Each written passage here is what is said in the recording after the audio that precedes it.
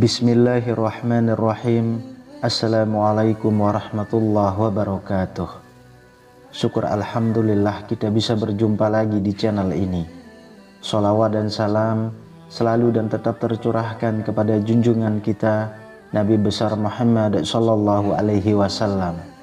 Allahumma sholli ala sayyidina Muhammad wa ala ali sayyidina Muhammad.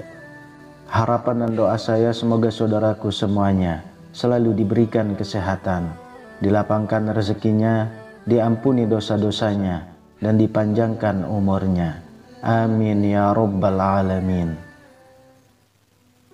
Sahabat beriman yang dirahmati Allah, neraka adalah tempat siksaan bagi orang-orang yang durhaka kepada Allah Subhanahu wa ta'ala. Keadaan mereka sangat menyedihkan, penuh derita yang tidak dapat dibayangkan oleh siapapun. Bahkan Rasulullah Shallallahu Alaihi Wasallam dan para sahabat menangis ketika mendengar gambaran neraka jahanam. Semoga Allah melindungi kita dari azab api neraka. Seperti apakah keadaan penduduk neraka? Allah Subhanahu wa Ta'ala berfirman, "Dan seandainya engkau Muhammad melihat ketika mereka dihadapkan ke neraka, mereka berkata, seandainya kami dikembalikan ke dunia, tentu kami tidak akan mendustakan ayat-ayat Tuhan kami, serta menjadikan orang-orang yang beriman." Quran Surat Al-An'am ayat 27. Ini adalah kisah penghuni neraka terakhir yang bersiap pindah ke dalam surga. Dia keluar dengan merangkak untuk meninggalkan neraka, namun wajahnya sulit berpaling dari neraka. Ini menjadikan dirinya takut. Sudah begitu, udara yang sangat panas terus-menerus menghembus wajahnya. Dia sangat berharap dan berdoa agar Allah Subhanahu wa Ta'ala memalingkan wajahnya dari neraka. Tulis Dr. Umar Sulaiman Al-Asghar dalam bukunya yang berjudul Asos Al-Ghaib fi Sahih Al-Hadis An-Nawawi, dan telah diterjemahkan oleh Dr. Andus Asmuni menjadi kisah-kisah gaib dalam hadis sahih. Wahai Tuhanku, palingkanlah wajahku dari api neraka, karena ia telah menyiksaku dengan hembusan anginnya dan membakarku dengan kobaran apinya. Inilah keluh penghuni neraka yang akan pindah ke surga itu. Dia terus berdoa kepada Allah Subhanahu wa Ta'ala. Akhirnya Allah berfirman kepadanya, "Apakah kiranya jika engkau diberi itu, engkau akan meminta yang lain kepadaku?" Pria itu berkata, "Tidak, demi keperkasaan engkau, aku tidak meminta lain kepadamu." Dia pun mengajukan kepada Rabb-Nya berbagai janji dan bukti apa saja yang dikehendaki. Allah Subhanahu wa Ta'ala lantas memalingkan wajahnya dari api neraka. Allah memberi pembatas antara dirinya dan apa yang datang kepadanya berupa azab, sehingga wajahnya menghadap ke surga. Pria ini diam sebagaimana yang dikehendaki Allah untuk diam. Dia mengingat semua janjinya bersama Rabb-Nya untuk tidak meminta kepadanya selain apa yang telah dia minta. Akan tetapi, kesenangannya dekat dengan surga dan bersukaria dengan para penghuninya terus membesar di dalam dirinya.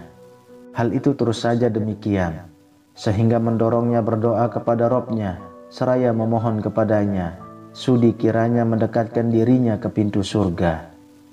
Allah Subhanahu wa Ta'ala mencelanya karena tidak memenuhi apa-apa yang sudah dijanjikan. Allah mencerca dan memburukkannya seraya berfirman, "Bukankah engkau telah memberikan janji-janji dan bukti-bukti bahwa engkau tidak akan meminta apapun kepadaku selama-lamanya selain yang telah diberikan kepadamu? Celaka engkau wahai anak Adam, dan alangkah gombal janjimu." Akan tetapi pria itu terus berdoa, memohon dan berharap. Maka Rabb-Nya bertanya kepadanya sebagaimana dia bertanya kepadanya untuk pertama kalinya, "Apakah kiranya jika engkau diberi itu engkau akan meminta yang lain?" Dia menjawab sebagaimana yang pertama, Tidak, demi keperkasaan engkau, aku tidak meminta lain kepadamu. Dia pun mengajukan kepada Robnya berbagai janji dan bukti apa saja yang dikehendaki. Dia lantas dibawa ke pintu surga. Ketika dia berdiri di depan pintu surga, pandangannya tertuju kepada apa-apa yang ada di dalamnya, berupa kesenangan dan kebahagiaan. Dari seberang pintunya, dia melihat sungai-sungai yang mengalir, taman-taman yang lebat, dan mungkin dia juga mendapatkan keharuman semerbak aroma udara yang sangat sejuk. Hembusan angin juga melihat para penghuninya bergelimang nikmat. Maka dia diam sebagaimana dikehendaki oleh Allah untuk diam. Pada akhirnya takaran keinginannya menjadi penuh, sedangkan kesabarannya menjadi habis. Dia berdialog lagi dengan Robnya yang maha mendengar dan maha mengetahui, yang maha pengasih dan maha penyayang, seraya berdoa kepadanya, sudi kiranya memasukkan dirinya ke dalam surga. Maka Allah berfirman kepadanya, celaka engkau wahai anak Adam, dan alangkah gombal janjimu. Maka dia berkata kepada Rob yang maha perkasa, wahai Robku, aku pasti tidak akan menjadi makhlukmu yang paling sengsara. Pada akhirnya datang kepadanya jalan keluar. Allah Subhanahu wa Ta'ala berfirman kepadanya, masuklah ke dalam surga. Dengan demikian, maka cita-citanya menjadi kenyataan dan balas sirna dari dirinya, dan Allah mencurahkan kepada dirinya ridhonya. Barang siapa dijauhkan dari neraka dan dimasukkan ke dalam surga, maka sungguh dia telah beruntung. Quran Surat Ali Imran ayat 185. Ketika Allah memasukkannya ke dalam surga, Allah berfirman kepadanya, berharaplah. Maka dia memohon dan berharap kepada Robnya, hingga Allah mengingatkannya dengan berfirman demikian dan demikian, hingga habis semua angan-angan. Allah berfirman, itu milikmu, angan-angan itu milikmu, dan seperti itu pula menyertainya, seperti angan-angan itu pula akan menyertainya. Umar Sulaiman Al-Asghar mengatakan, Abu Sa'id Al-Khudri mendengar hadis Abu Hurairah radhiyallahu anhu. Dikabarkan bahwa dia menghafal hadis itu dari Rasulullah Shallallahu Alaihi Wasallam, sehingga dia mengabarkan bahwa dirinya menghafal dari Rasulullah Shallallahu Alaihi Wasallam ungkapannya, dan 10 kali dari semua itu akan menyertainya.